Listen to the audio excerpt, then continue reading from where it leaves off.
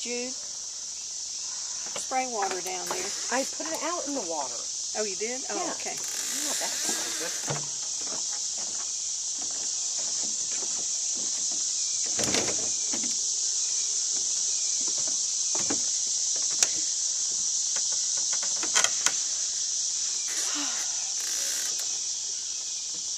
So we were talking earlier about things that a week ago we were scared about and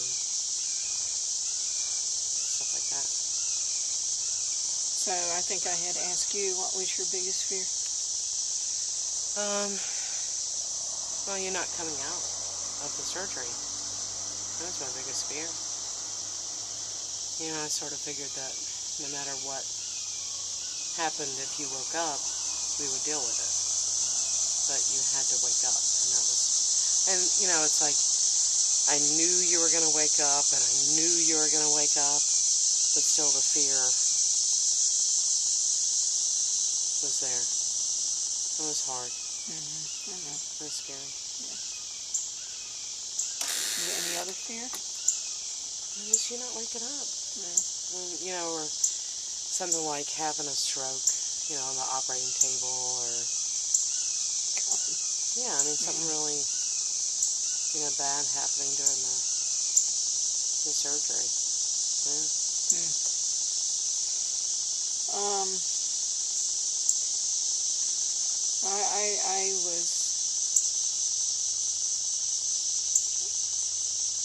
I was concerned about two things. I was concerned about what would happen to you. I was concerned about you being there by yourself with me coming out of surgery, because I wished you had somebody there with you, just in case something did happen. You wouldn't be trying to deal with it all by yourself in this place where you know, anybody you know is 4 hours away. Yeah. I mean, that was, I think, probably the disadvantage of South Carolina. Yeah.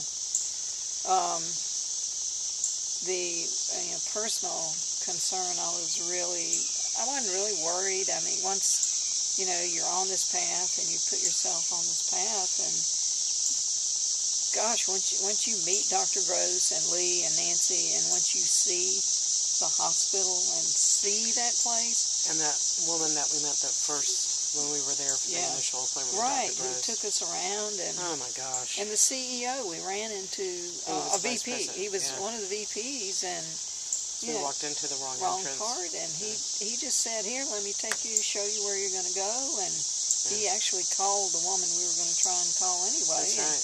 She came right out and met us. And I mean, once he's on seeing that hospital, it's like, okay, I've made this decision. I'm in their hands. I'll do the best I can do. I know they're going to take good care of me. Yeah. So, but my concern was he would get into the surgery and see that, you know, something was such that he couldn't do the resurfacing and would have to do a THR. Yeah, because when you woke up, I remember that was like one of your first questions. That's my first question. Was it a THR? Could he resurface? Yeah.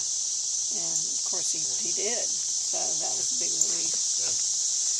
You know, and things like spinal block, all that, not being paralyzed. I mean, sure, you can, you can think of all a million things that could go wrong. But I think that's the reality of it, is that you think of that kind of stuff. Well, yeah, but once you are on that path and you have, what made the difference with this, because of, you know, your experience with hospitals, my graduate work and my experience with hospitals, seeing this place and meeting these people, it just like, okay, you know. It wasn't a big teaching hospital. Right. It wasn't, and I think the fact that it was just for neurosurgery. Spine, orthopedic stuff. Yeah. I remember feeling like, okay, there's not going to be a lot of real infectious diseases. Like you're not going to you're not going to get tuberculosis there. Right. They did have an emergency room and stuff, but it seemed like it was specifically designed for recovery, at least where we were. For orthopedic stuff. Yeah, for these orthopedic and neurosurgery kind of things. So which is great. We can't speak highly enough of that hospital. Yeah, everyone and those there. People, everybody. Amy, the person that we first met, the first day, and she was And like before you came up to your room, I was kind of looking around and asking her some questions that she's been asked a billion times before, and just so graciously. Nurses were she great. Gave me a hug. Did she? Yeah. Oh. Yeah, when we were leaving. I mean, just so nice. Well, and I mean, that makes a difference. Well, you feel like everybody's competent. Yeah, well, they're pulling for you. They want you to get in, get done, and get out, and so be you comfortable. can be comfortable. And all the nurses, the PT folks, occupational therapy people, those girls were everybody, just super, So anyway, so those were the fears. And so here we are a week later, and maybe being too careful. I don't know. I'm just trying to do the exercises twice a day, at least once a day for 30 minutes, twice, and usually 20, 25. The second session, I still have to do them this evening. Walking a lot, actually. We are walking. Yeah. And we're going out to dinner tonight, and yay, I know, taking care of the caregiver and me is a treat for both of us. So good. So, Plush, I don't know what Plush's biggest concerns were. Probably not having sufficient ice, but when he saw the Polar ice machine, I think he felt a little better about that. And so that's where we are. It seems to be going pretty good. Yeah, I think so. I think things that we've learned this week, what can we talk about? Setting the house up differently, being a little bit more prepared, in hindsight, really getting some real clear pathways to things. If we had this chair set up beforehand in your room, in a place for it, well, I knew it would go by the bed. I knew that's where it was going to go. I had to move a lot of you had to move the ironing board and stuff. Yeah. But and having 500 pounds of ice on hand, that would have been helpful. Yeah. Yeah, at least 20 bags of ice stored somewhere. I mean, I've been going through the first couple days, it was 20. Yeah, the first 2 days I went through 20 pounds of ice a day. That was a firecracker, by the way. It is the 4th. Yeah. But I think had we had some ice on hand, that would have just been the last thing to use. And thank goodness for a good friend who brought dinner over. Oh my God. Shelley, and having dinner such that we could have it again the next night. And oh my God. That was such a relief. It was so good. And it was such a relief. Huge. That was just a godsend. I mean, it really was. You didn't have to worry about that. You were exhausted. I was, we were really, I think, working hard trying to get, all right, this is how we do this. This is how we do that. This is how we, get in and out of the house. This is how we take care of the cats. This is how we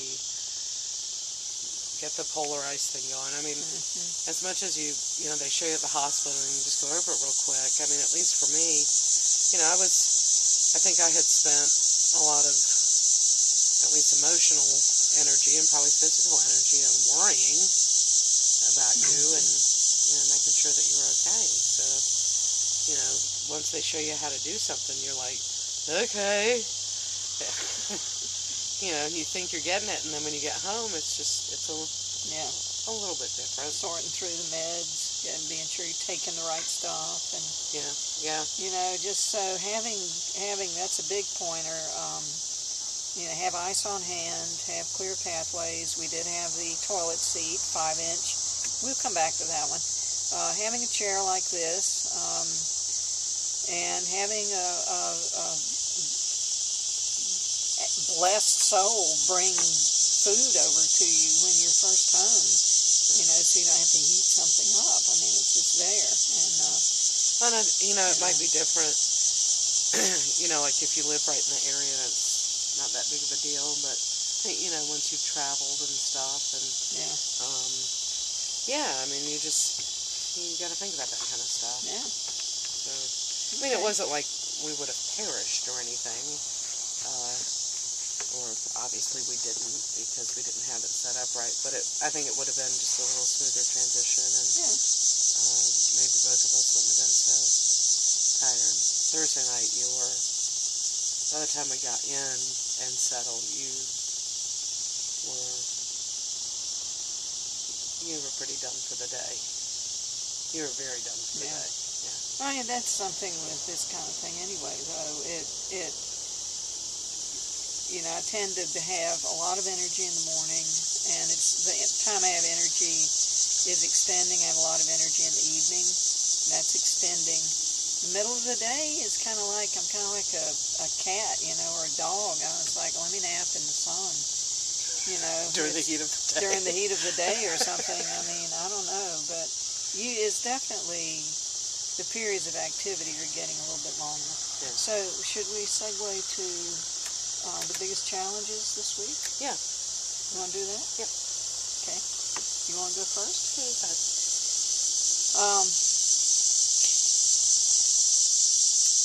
There are three really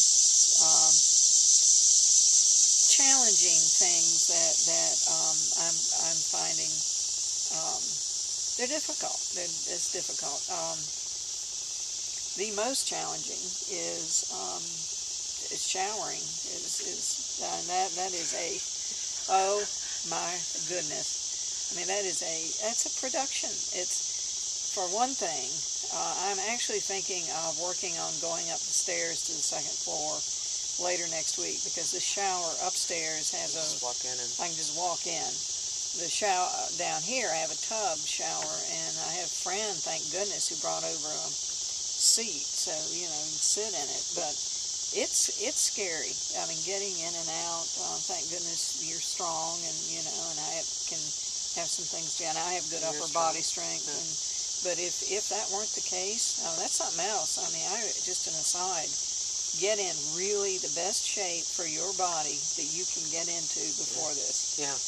Especially upper body strength. And if you're only having one leg done, and Lord help if you had two done at the same time, that's beyond my understanding. But, just get real strong and practice these. Anyway, so shower, that's the biggest.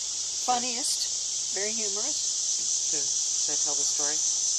Yeah, the buzzer? Yes. You could tell that story, yes.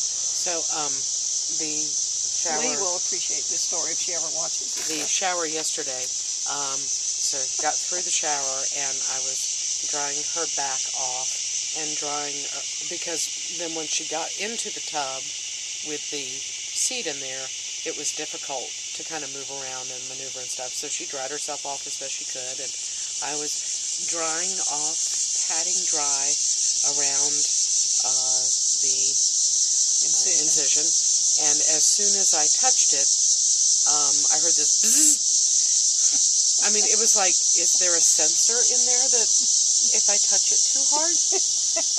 And it ended up being her cell phone, but I mean, down to the millisecond, it was like, dry the back, That was funny. That was pretty classic. That was very funny. Yeah. That was classic. Okay. That was classic. All right. So taking a shower. Yeah. So that's that. Getting in and out of the car is very hard, and it's not.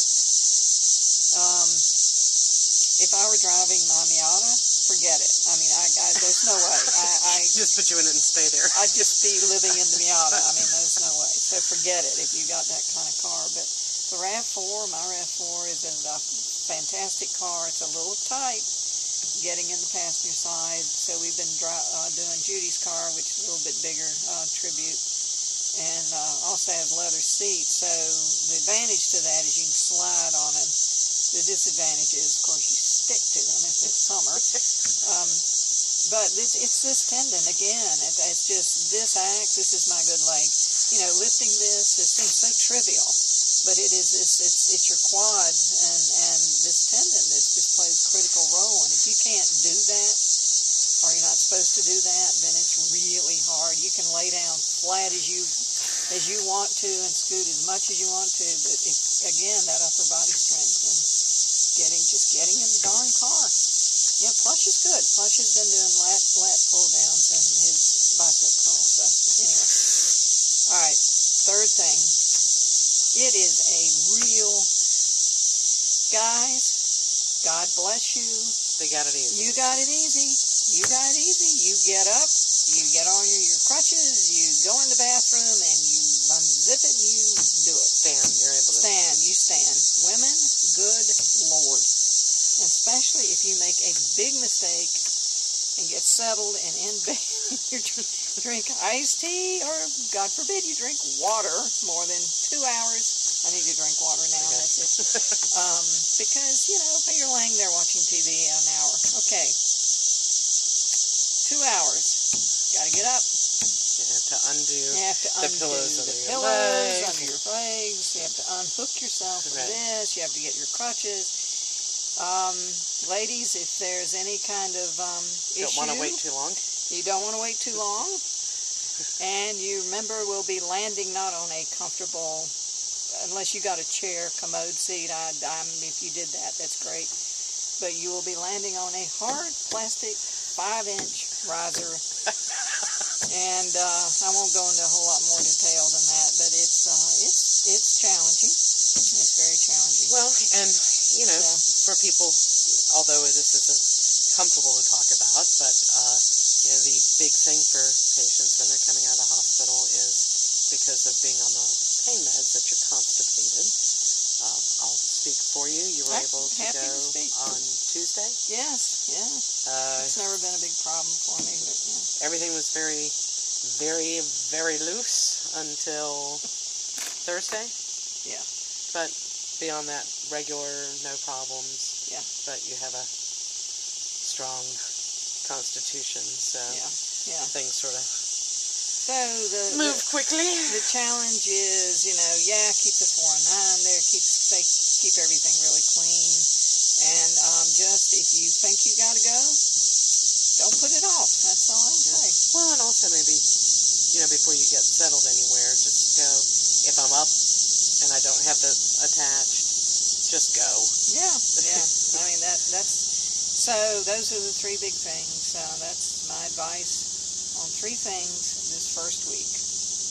And from you? I think although every day I think you're getting a little bit more independent.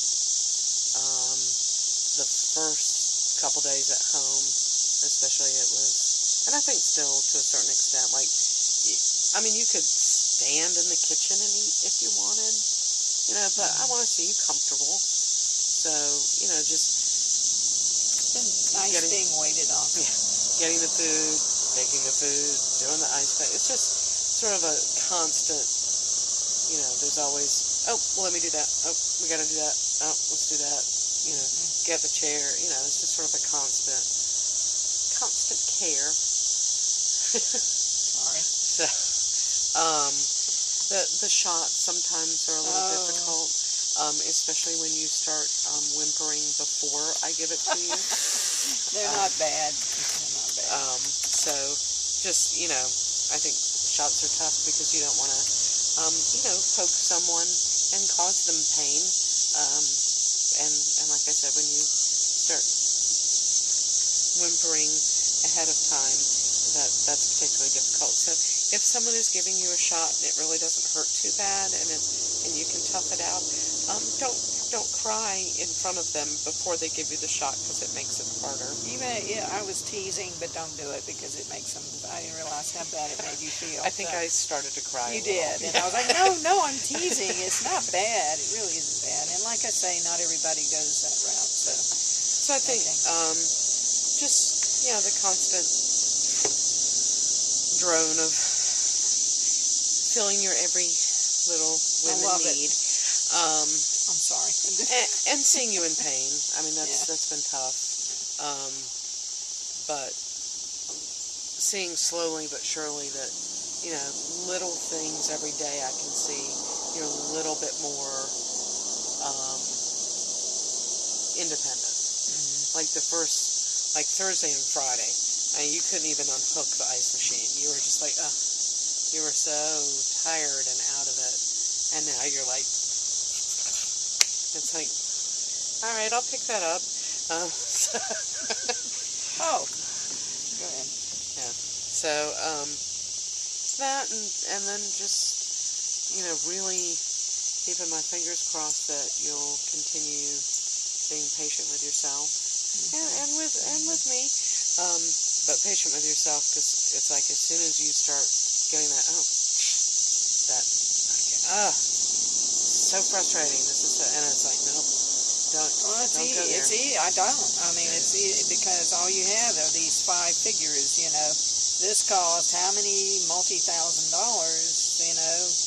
And cost somebody, including me, a hunk of it, and my employer and everybody else. And he did a beautiful job. You don't want to do anything that screws us up. And what is 6 weeks? Right. What is 6 months out of 5 more years of sports? Well, or volunteering, 10. or 10, this is... Well, I mean, I don't even know why we've been putting time on that. I mean, it's like the rest of your life. It's like...